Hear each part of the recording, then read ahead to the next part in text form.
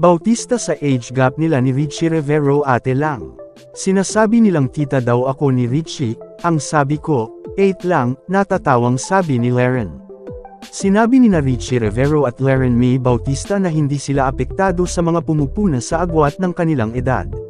Sa Fast Talk with Boy Abunda, nitong Biyernes, tinanong ni Tito Boy sina Richie at Laren, kung binibigyan nila ng pansin ang mga kumokontra sa kanilang relasyon dahil sa agwat ng kanilang edad. Not so much, Tito Boy, tugon ni Richie. Hindi rin naman, Tito. Natatawa lang ako minsan, kasi kapag yung sinasabi nilang tita daw ako ni Richie, ang sabi ko, 8 lang, natatawang sabi ni Laren. Hindi naman tita, ate lang. Pag-ulit pa niya, ipagdiriwang ni Richie ang kanyang ika-26 na kaarawan sa Mayo, habang kaka-31 lang ni Laren noong ika-28 ng Enero.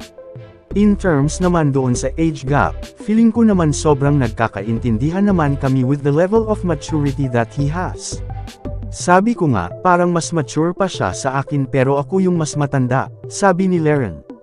Kinumpirma ni Richie ang relasyon nila ni Laren noong Oktubre taong 2023 matapos silang mamateang nanunood ng UAAP basketball game na magkasama.